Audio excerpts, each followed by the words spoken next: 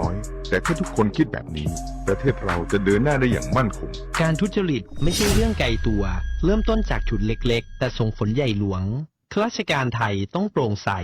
ตรวจสอบได้และรับผิดชอบต่อสังคมเพราะศรัทธาของประชาชนคือพลังของราชการที่แท้จริงโปร่งใสเข้มแข็งร่วมต้านโกงสนับสนุนโดยกองทุนปปช.และสำนักงานปปช.ประจำจังหวัดแพร่พบเห็นการทุจริตแจ้งสายด่วนปปช.โทร 1205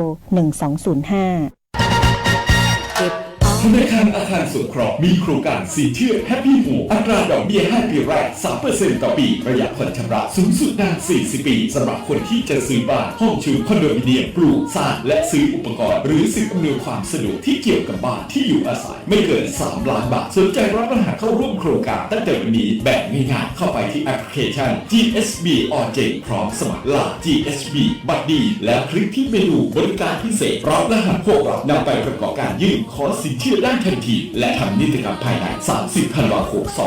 2567 หรือโทรสอบถาม 054-621-490-5 ธนาคารอาคารสงเคราะห์ทำให้คนไทยมีบ้านสักบ้านคอยเราให้เข้าไปอยู่ดูแลผู้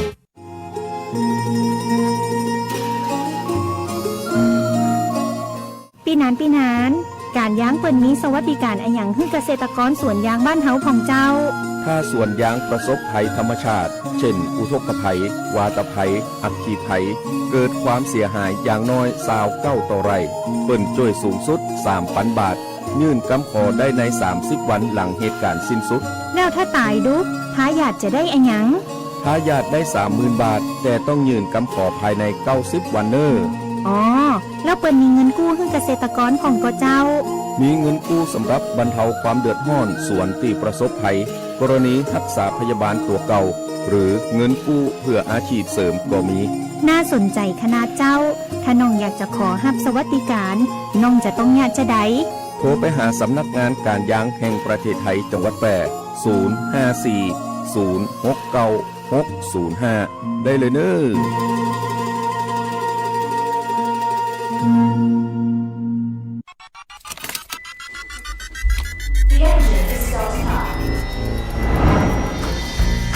ชีวิตวิถีใหม่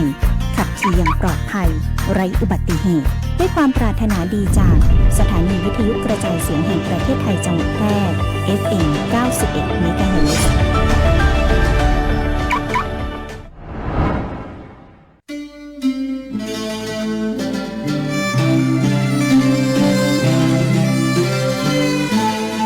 หม้อห้อมไม้สัก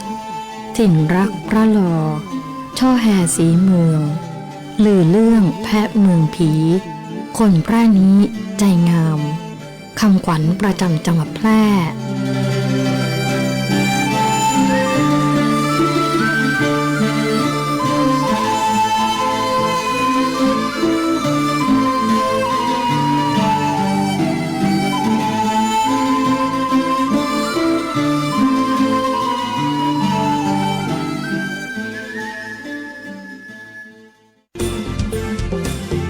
คุณกำลังฟังสวท.แพร่ FM 91 เมกะเฮิรตซ์ ความรู้ตนหมายถึงการรับรู้ในความเป็นจริงของตนเองทั้งในความคิดและพฤติกรรมอันจะนำไปสู่การควบคุมตนเองให้ปฏิบัติในทางที่ดีที่ชอบพระราชดำรัสพระบาทสมเด็จพระปรมินทรมหาภูมิพลอดุลยเดชบรมนาถบพิตรวิทยุแห่งประเทศไทยให้ความรู้กู้ความสุขท่านผู้ฟังกำลังให้เกียรติติดตามรับฟังสถานีวิทยุกระจายเสียงแห่งประเทศไทยจังหวัดแพร่สำนักประชาสัมพันธ์เขต 3 กรมประชาสัมพันธ์ทำการส่งกระจายเสียงด้วยระบบ FM Stereo Multiplex ความถี่ 91 เมกะเฮิรตซ์จากที่ทำการอาคารสถานีบ้านสองแควหมู่ที่ 7 ตำบลป่าแมดอำเภอเมืองจังหวัดแพร่จากนี้ไปขอเชิญท่านรับฟังรายการคณะกรรมการธรรมาภิบาลพบประชาชนโดยคณะกรรมการธรรมาภิบาลจังหวัดแพร่ครับ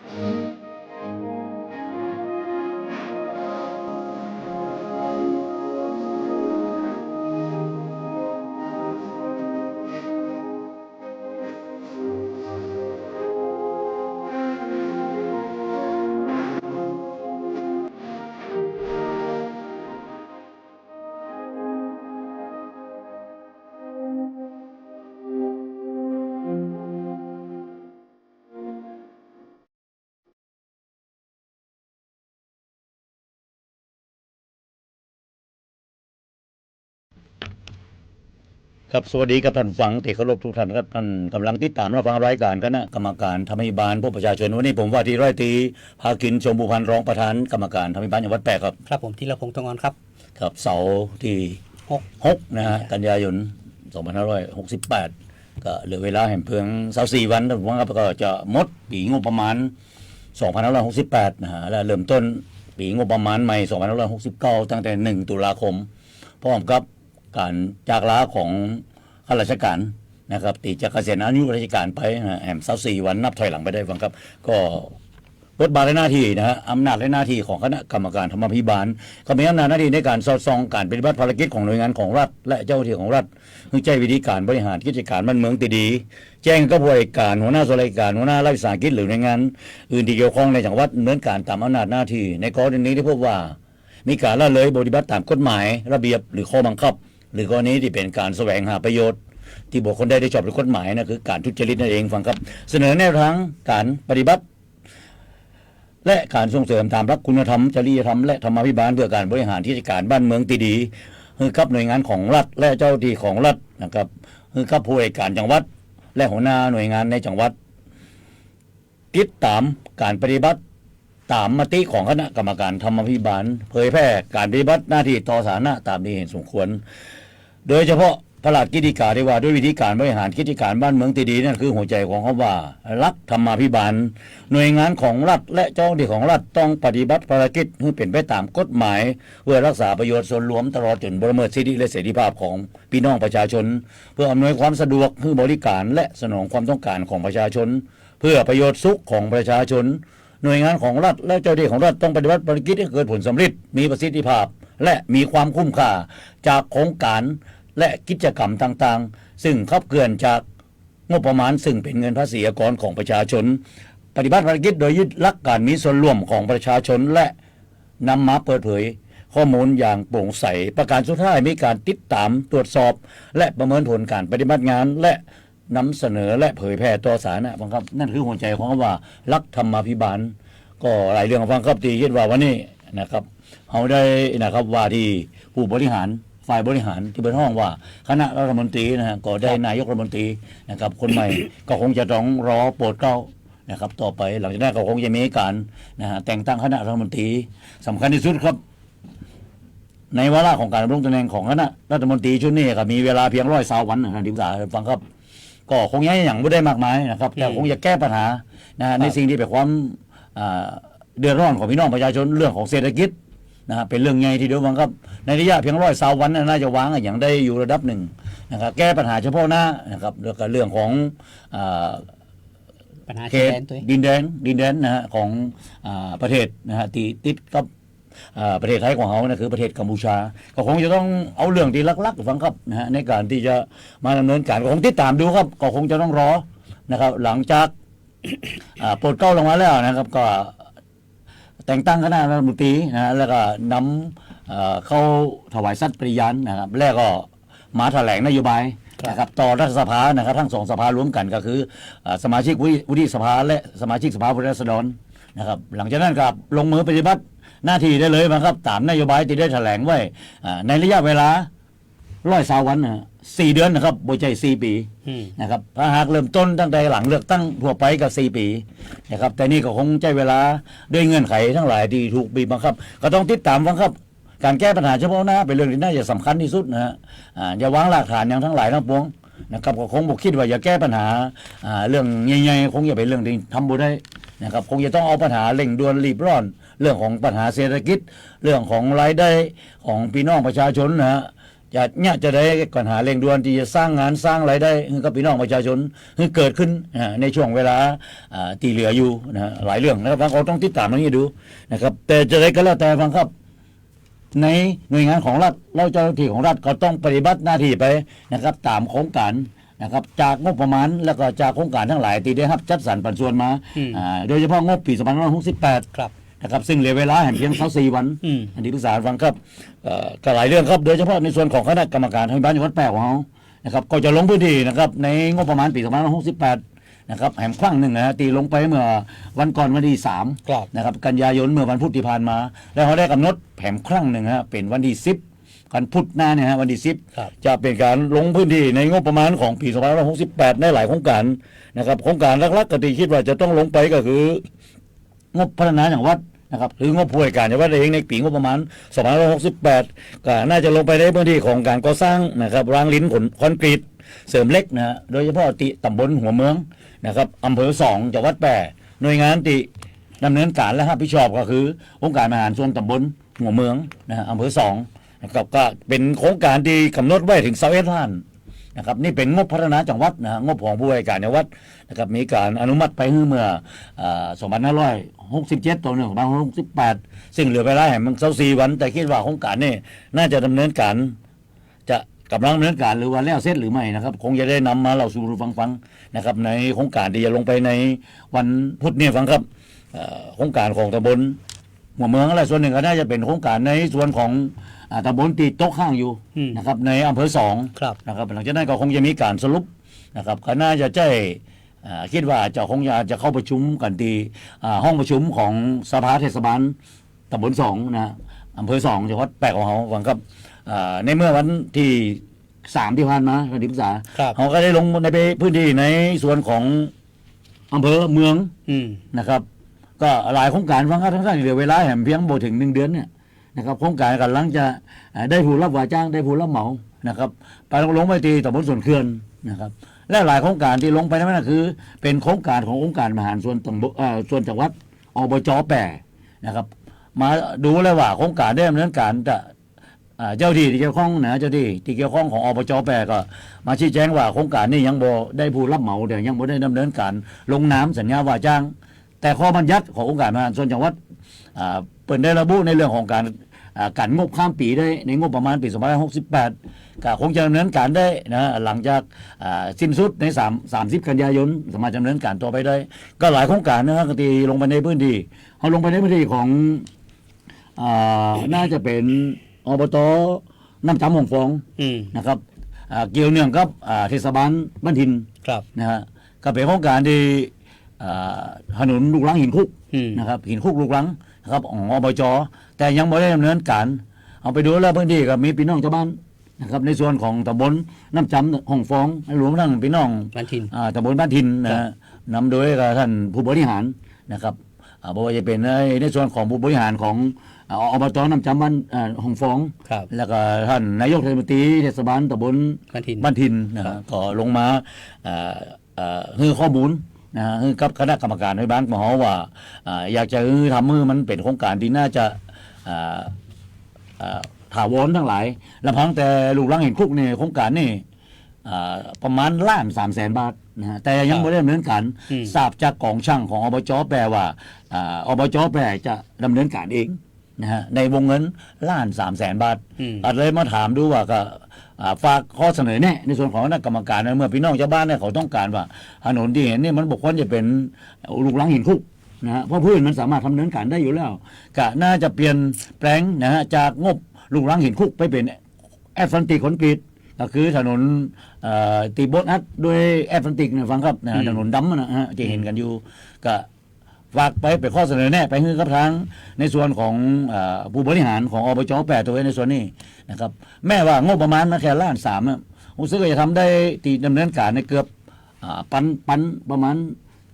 หลายพันเม็ดนะหลายพันเม็ดแต่ถ้าหากมาเป็นแอสฟัลติกคอนกรีตเนี่ยมันก็น่าจะได้บ่เกินพันเม็ดนะประมาณบ่เกิน1 กิโลก็น่าจะเป็นถนนที่ดำเนินการมันน่าจะดีกว่านะเขาดูแล้วว่ามันน่าจะดีกว่าแล้วก็มันเป็นระยะยาวนะในส่วนนี้ก็ได้เสนอแนะไปก็คงจะดูจากตัวแทนของพี่น้องชาวบ้านนะในส่วนของตำบลน้ำจำหงฟองบ้านทินนะฮะในเรื่องของตัวแทนนั้นก็น่าจะเป็นสมาชิกองค์การบริหารส่วนจังหวัดแปร่นะครับแล้วก็นำเรียนไปทางผู้บริหารนะครับว่าน่าจะปรับเปลี่ยนของการได้หรือไม่เพราะว่ามันยังสามารถดำเนินการได้เพราะว่ายังไม่มีการดำเนินการนะครับแล้วก็การงบนะครับผูกพันต่อเนื่องก็แล้วแต่ไปจนถึงปี2569อันนี้ก็ทางส่วนของคณะกรรมการในบ้านจังหวัดแปร่ของเขาก็ได้ฝากข้อเสนอแนะไปนะครับในส่วนนี้ก็คงจะสรุปนะแล้วเรื่องนี้ก็คงจะส่งตรงให้กับทางผู้บริการจังหวัดนะในการทำหนังสือไปในเรื่องของข้อเสนอแนะข้อแนะนำของคณะกรรมการธรรมวิบาลของเขา นะฮะหลายโครงการมันก็ตีดำเนินการแล้วเสร็จไป แล้วก็มีโอกาสได้ไปในส่วนของงบอุดหนุนเฉพาะกิจท่านที่ปรึกษานะครับอุดหนุนเฉพาะกิจที่600 เม็ดนะฮะในวงเงิน8 ล้านกว่าบาทเศษเนี่ยนะ8 ล้านกว่าบาทก็มีการดำเนินการในเป็นถนนที่อยู่ในตำบลเหมืองมอเชื่อมระหว่างหมู่ที่3ตำบลเหมืองมอและหมู่ที่8ตำบลเหมืองมอระยะทาง600 เมตรซึ่งผ่านอย่างผ่านหน้าวัดเหมืองมอผ่านตลาดสด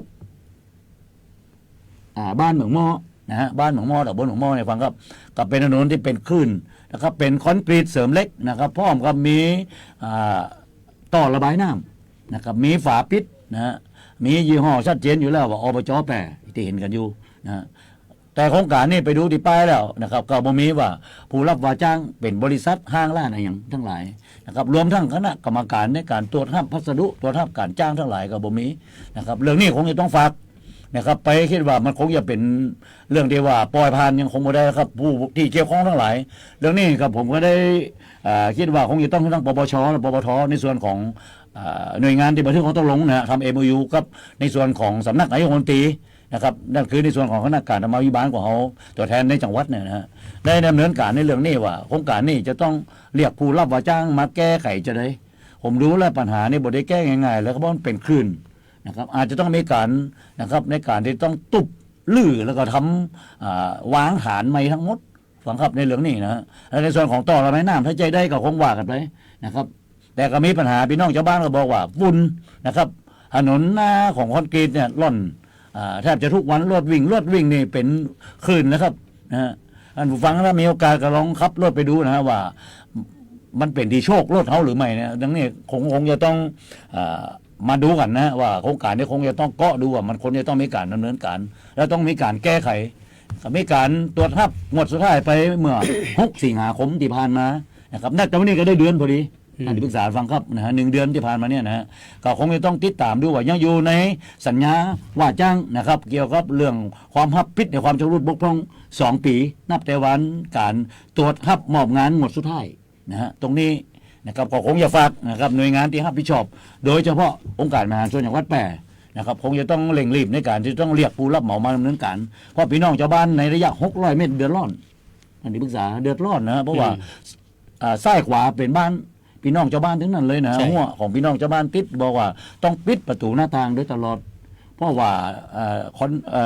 คอนกรีตเนี่ยตีเทเนี่ยมันบ่ได้มาตรฐานเลยมันมีปัญหาเรื่องอย่างนั้นแล้วแต่เป็นฝุ่นขึ้นมาครับเป็นฝุ่นจากคอนกรีตถึงอันตรายค่า PM ก็น่าจะสูงมีปัญหาเกี่ยวกับระบบทางเดินหายใจนะครับพี่น้องชาวบ้านนะครับสิ่งเหล่านี้คงจะต้องแก้ไขกันนะเพราะว่าถ้าหากจะไปพี่น้องชาวบ้านก็บอกโอ้อย่าเปิ่งป้าไข่ทั้งหลายนะครับไปบอกไข่แล้วก็เงียบนะครับก็มีแค่อบต.เหมืองมอก็เอารถน้ำรถดับเพลิงนะครับมาฉีดผมบอกให้เกิดฝุ่นคอนกรีตขึ้นนะครับมันก็คงแก้ปัญหาได้แค่นั้นแต่ถนนเป็นคลื่นนะครับวิ่งไม่ได้จะหู้เลยครับว่าถนนโบเรียบเลยถนนมีปัญหาแน่นอนก็นำมาเราสู่ฟังในรายการ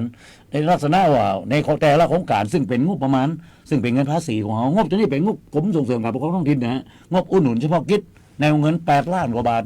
นะครับก็มีการดำเนินการไปในระยะ600 เมตรก็คงจะต้องติดตามเรื่องนี้นะผมจะนำเรื่องนี้มาบอกท่านฟังว่าได้มีการแก้ไขปัญหาจะได้ไปนะครับจะเป็นถนนแห่งเส้นหนึ่งเป็นโครงการที่จะต้องเกาะติดเราเอามาดูว่าผู้ที่เกี่ยวข้องผู้ที่รับผิดชอบหน่วยงานของรัฐที่รับผิดชอบจะดำเนินการจะได้นะครับเพื่อให้พี่น้องชาวบ้านนะครับซึ่งใจถนนหนทางในผ่านไปผ่านมาทั้งหลายเนี่ยนะครับได้ใจยังมีถนนที่มีคุณภาพนะสิ่งที่เกิดขึ้นครับฟังครับพักสักคำฟังครับเดี๋ยวมาพักกันในเบรกต่อไปครับ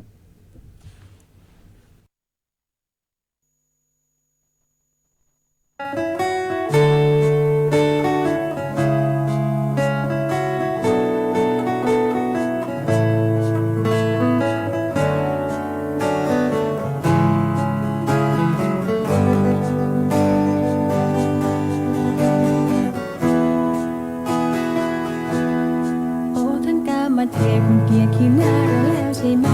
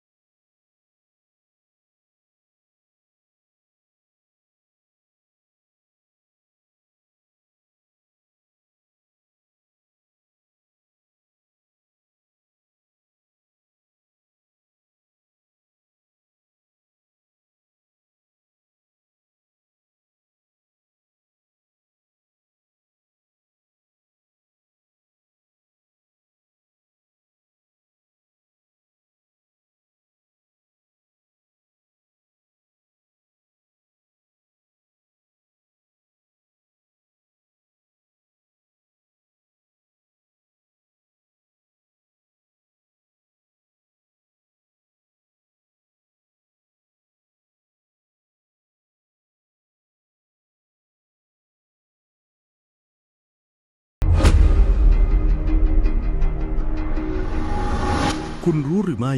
ตอนนี้ประเทศไทยมีกฎหมายใหม่ที่ออกแบบมาเพื่อปกป้องคนกล้าพูดความจริงกฎหมายฉบับนี้มีชื่อเต็มว่าพระราชบัญญัติประกอบรัฐธรรมนูญว่าด้วยการป้องกันและปราบปรามการทุจริตฉบับที่ 2 พุทธศักราช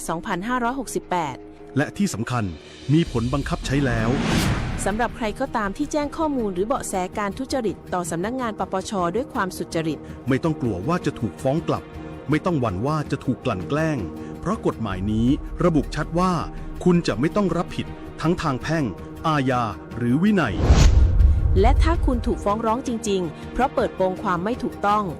รัฐจะช่วยเหลือทั้งจัดหาทนายประสานอัยการและช่วยค่าต่อสู้คดีหยุดการฟ้องปิดปากหยุดกลั่นแกล้งคนดีเพราะการตรวจสอบคือสิทธิและหน้าที่ของพลเมืองในระบอบประชาธิปไตยสำนักงานปปช.ขอเชิญชวนทุกท่านร่วมสร้างสังคมที่โปร่งใสไม่ทนต่อการทุจริตสนับสนุนโดยกองทุนปปช.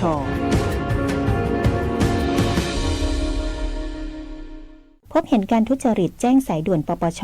โทร 1205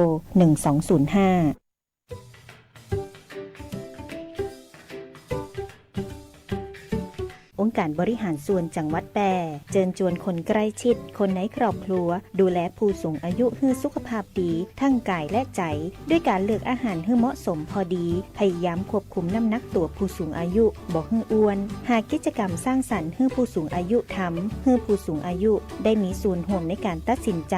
ลดอาการซึมเศร้าป้าผู้สูงอายุไปเดินเล่นออกกำลังกายสัมผัสอากาศที่บริสุทธิ์เตรียมที่อยู่อาศัยจัดเตรียมสภาพแวดล้อมในบ้านให้ดีดูแลผู้สูงอายุบ่ดีให้เกิดอุบัติเหตุลื่นตกหกล้มหลีกเลี่ยงการใจยาที่บ่เหมาะสมมันสังเกตอาการผิดปกติต่างๆของร่างกายผู้สูงอายุและบ่ดีลืมป้าเปิ่นไปตรวจสุขภาพประจำปีตัวยเพื่อความสุขของผู้สูงอายุบุคคลอันเป็นที่รักของครอบครัวด้วยความห่วงใยจากองค์การบริหารส่วนจังหวัดแปร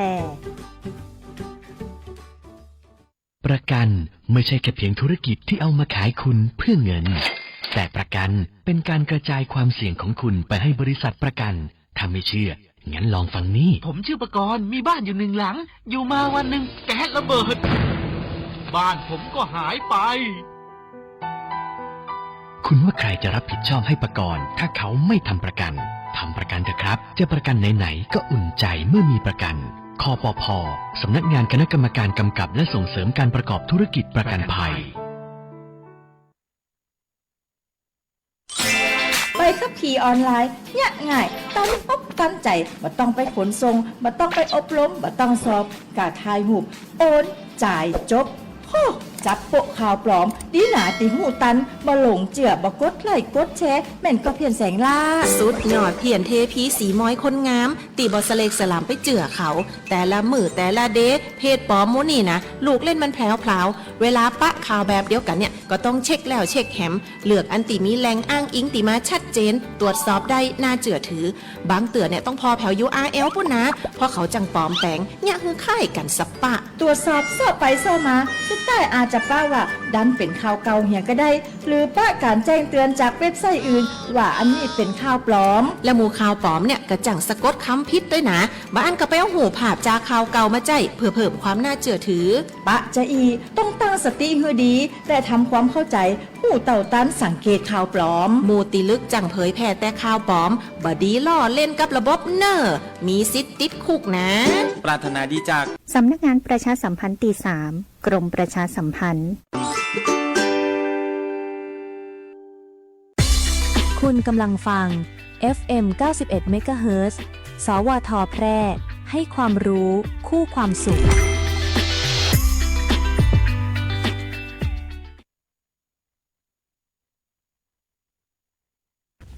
กลับมาในรายการคณะกรรมการในบ้านพบประชาชนครับฟังครับก็หลายเรื่องครับก็นำมาฝากท่านฟังนะผ่านทางรายการนี่ด้วยเรื่องของการนำเผยแพร่ต่อสาธารณะนะครับก็เป็นเรื่องที่ท่านฟังเราต้องได้ติดตามด้วยนะครับสำคัญที่สุดคือนะครับวัสดุอุปกรณ์ทั้งหลายโครงการทั้งหลายนะฮะอยู่ในแต่ละหมู่บ้านมันหนีบ่พ้นทางการศึกษานะครับโครงการเราไปลงมันต้องอยู่ในหมู่บ้านอยู่ในตำบลนะครับของท่านอยู่แล้วนะครับอาจโครงการเล็กไงทั้งหลายว่าไปแต่อย่าลืมว่าทั้งหลายทั้งปวงนั้นมันเป็น เงินภาษีอากรของเขาตึงหมดท่านฟังครับนะครับคนที่ขับเคลื่อนเนี่ยก็คือคนที่เขาเลือกตั้งเข้าไปนะครับเป็นคนไปบริหารจัดการโดยขับเคลื่อนจากเจ้าหน้าที่ของรัฐนะครับก็คือข้าราชการทั้งหลายจะเป็นลูกจ้างนะครับประจำลูกจ้างชั่วคราวลูกจ้างหลายปี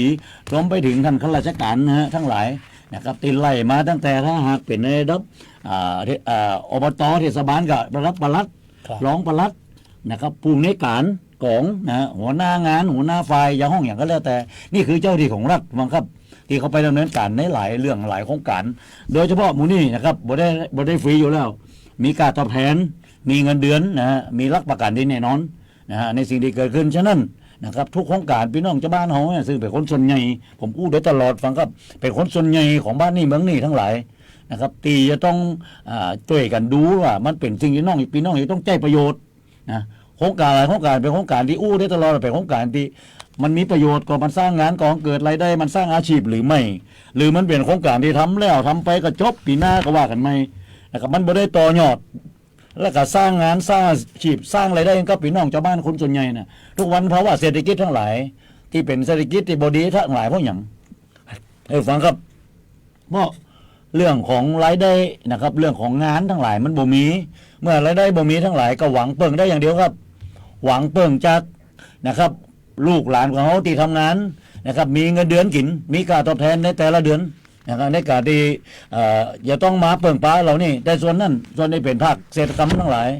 บ่ใช่คนเป็นมนุษย์ที่มีเงินเดือนทั้งหลายมันก็เป็นปัญหาที่เกิดขึ้นผลสุดท้ายการน้ำกาไฟทั้งหลายก็ต้องมาหวังเปิ่งจากลูกหลานที่มีรายได้มีอาชีพอันที่ปรึกษาครับตรงนี้มันเป็นวัฏจักรนะที่เขาอู้นะเอาเรื่องข้อเท็จจริงเรื่องสิ่งที่เกิดขึ้นในแต่ละวันนะในแต่ละสัปดาห์ไปเป็นเดือนเป็นปีทั้งหลายที่เกิดขึ้นมาเป็นยิ่งเดือนตลอดนะครับเพราะว่าเศรษฐกิจแล้วมีเป็นปัญหาที่เกิดขึ้น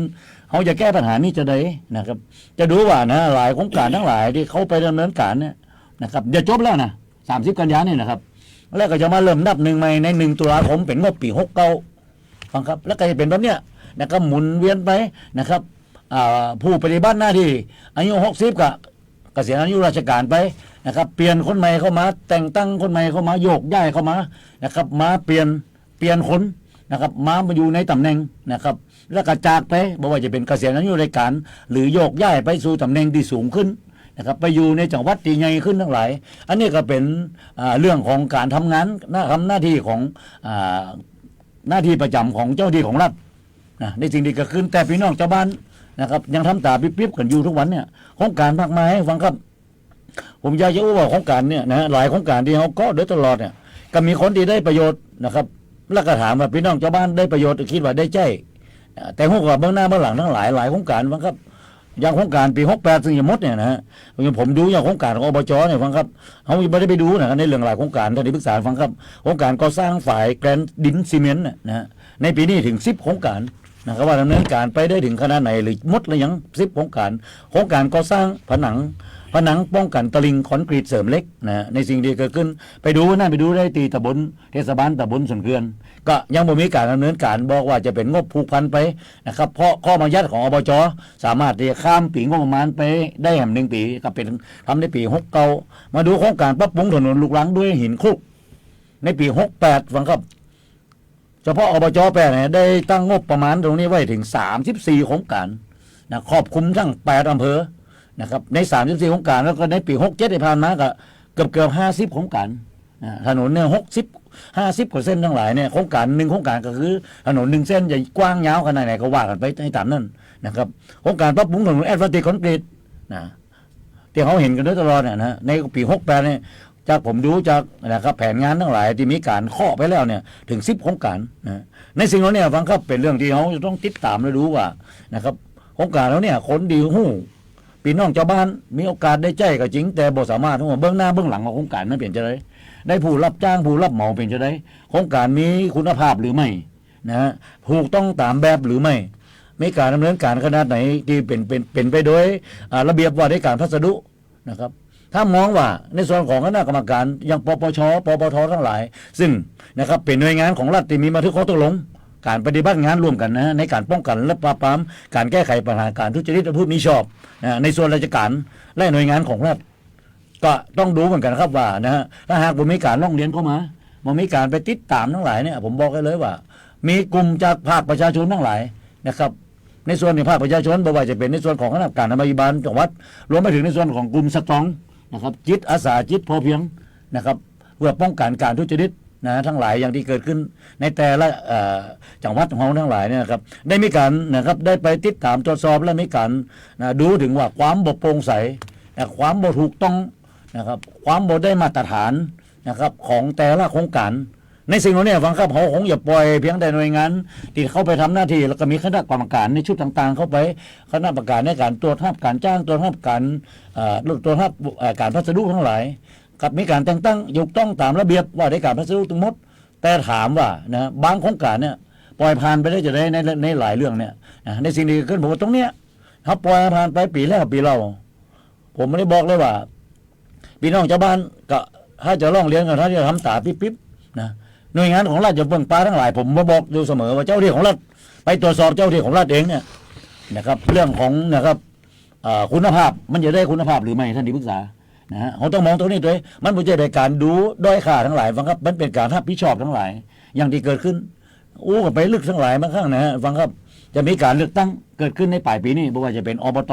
นะครับทั่วประเทศทั้งหลายคณะกรรมการการเลือกตั้งกกตทั้งหลายได้มีการเตรียมการขนาดไหนนะครับการเลือกตั้งในแต่ละครั้งกับมีการโต้แย้งมีการ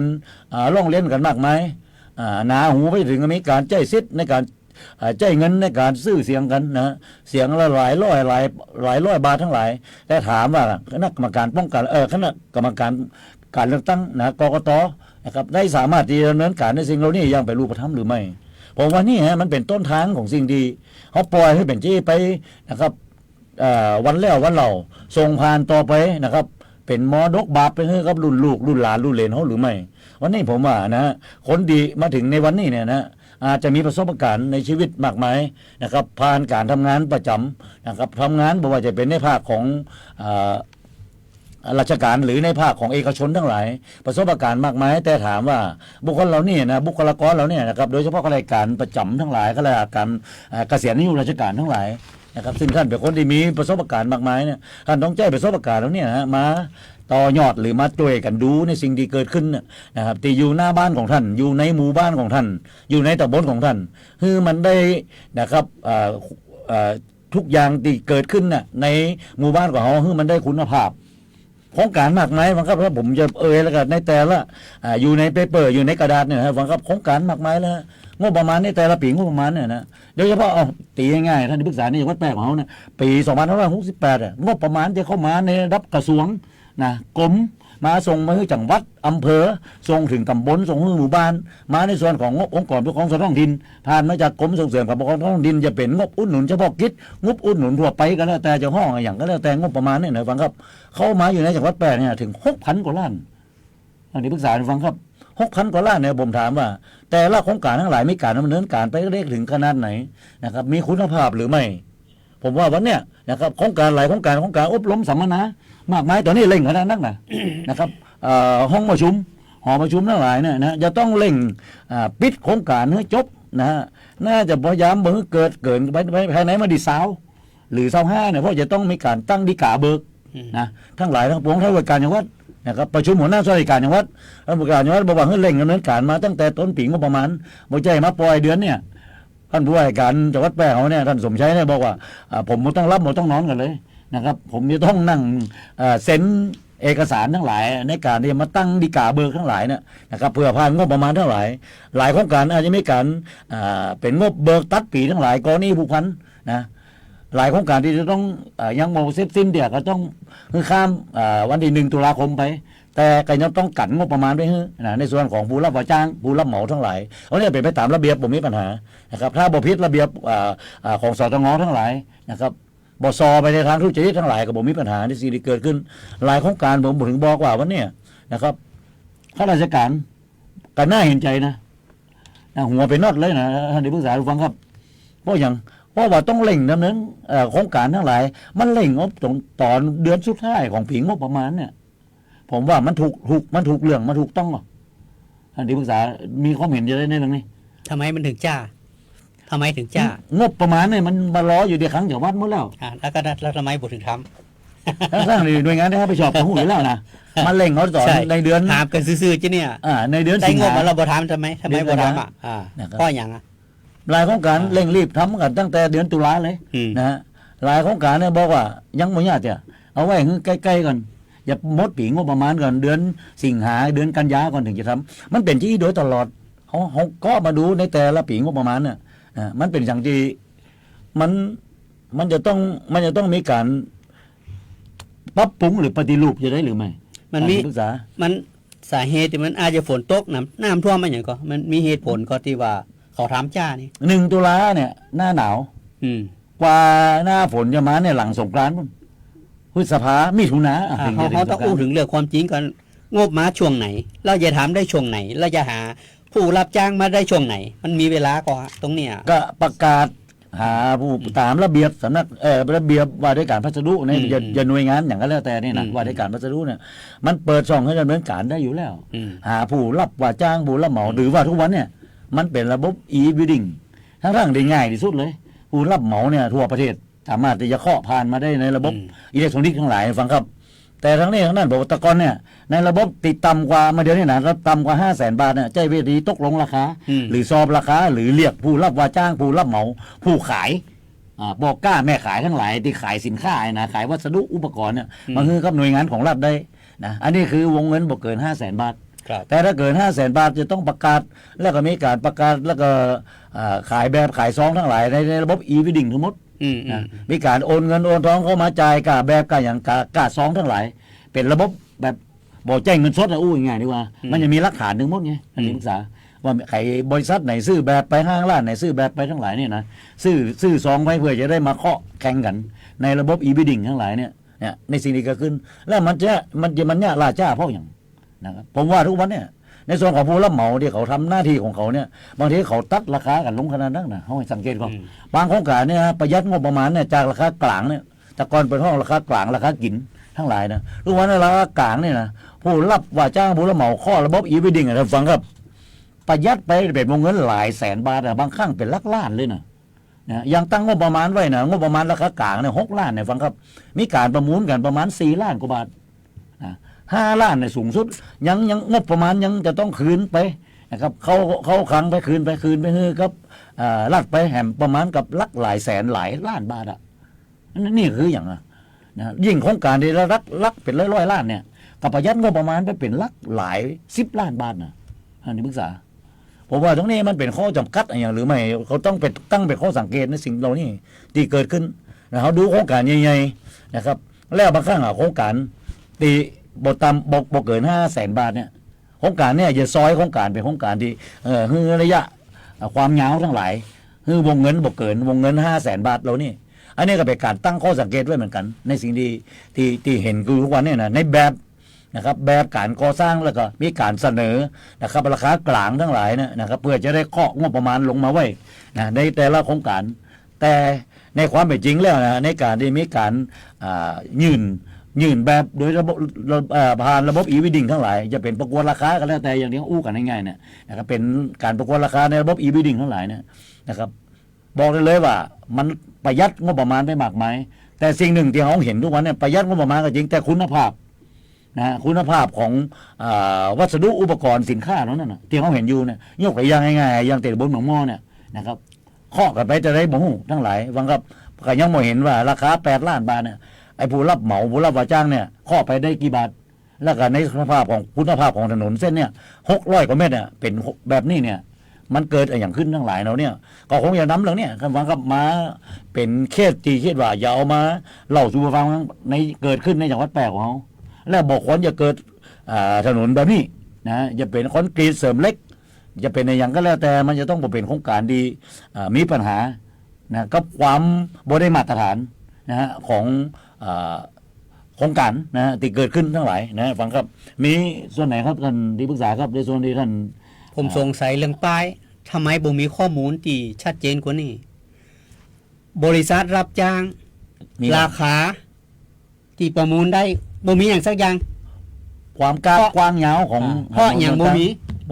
มีแค่ป้ายก็บอกแล้วว่าบ่มีความโปร่งใสในการใช้งบประมาณบ่คุ้มค่าเอาเรื่องป้ายก่อนเถียงป้ายให้จบก่อน ถนนคลื่นน่ะปิดคลื่นไปแล้วไอ้ป้ายจะเนี่ยบ่ชัดเจนน่ะหาว่ามันผิดระเบียบก็แล้วก็จะลงโทษก็จะได้สิก็มันไอ้อย่างจะได้บุ้งผมดูแล้วเฮ้ยไอ้เรื่องของไอ้เงินค้ำประกันทั้งหลายมันก็บ่จีมากมายอย่างก็คงบทปออยู่แล้วถ้าหากจะแก้ไขในสิ่งเหล่านี้ฟังครับก็คงจะต้องเรียกมานะครับมาดำเนินการผมจะก็ตรงนี้ดูว่ามันเกิดขึ้นละมันเกิดขึ้นซึ่งมันบอกคนจะเกิดขึ้นอ่ะที่เห็นเดียวมันสัมผัสได้เลยฟังครับฟังมันสัมผัสได้เลยในสิ่งที่เขาเห็นในโครงการแล้วเนี่ยมันถ้าอู้เป็นภาษาคือมันมันเสียความรู้สึกอะฟังครับในหลายเรื่องที่เกิดขึ้นนี่เกิดขึ้นในปี2568นะฟังครับก็เขาจะติดตามนะหลายโครงการและหลายโครงการคงจะต้องฝากภารกิจนี้ตัวเองฟังครับโดยพี่น้องชาวบ้านทั้งหลายนะครับที่เห็นโครงการที่เกิดขึ้นในการนี้นะถ้าหากมีการก่อสร้างนะครับเป็นถนนหนทางที่อยู่หน้าบ้านท่านเป็นลำล้างนะครับล้างระบายน้ำทั้งหลายนะครับในลำล้างน้ำที่เกิดขึ้นทั้งหลายในหมู่บ้านของท่านเนี่ยนะท่านช่วยติดตามดูในสิ่งเหล่านี้ถึงท่านจะต้องใช้ประโยชน์คืออย่างคุ้มค่าในจากโครงการทั้งหลายในเดือนหน้าซึ่งเป็นการงบประมาณปี2569นะผมจะพยายามที่จะเอาโครงการของปี69นะครับจะขอโครงการทุกโครงการที่จะเกิดขึ้นในจังหวัดแพร่ของเขาไม่ว่าจะเป็นงบอุดหนุนเฉพาะกิจจากกรมส่งเสริมการปกครองส่วนท้องถิ่นงบพัฒนาจังหวัดซึ่งเป็นงบที่ตั้งตรงจากกระทรวงมาให้กับผู้ว่าราชการจังหวัดนะได้ดำเนินการในแผนงานทั้งหลายโครงการนั้นนี่ก็อ้างว่าผ่านนะครับคณะกรรมการประจำคณะกรรมการจังหวัดนะครับจะห้องกบจ.อย่างก็แล้วแต่ท่านที่ปรึกษาฟังครับแต่ผมถามว่าแต่ละโครงการแล้วเนี่ยดูว่านะหลายโครงการเนี่ยดูแล้วว่ามันแก้ไขปัญหากับพี่น้องชาวบ้านหรือไม่นะครับเป็นโครงการที่จะเจาะไปในเรื่องของเขาอย่าหวังว่าเศรษฐกิจของบ้านเมืองเขาเนี่ยจะมีรายได้จะสร้างงานสร้างอาชีพก่อเกิดรายได้กับพี่น้องคนส่วนใหญ่ของ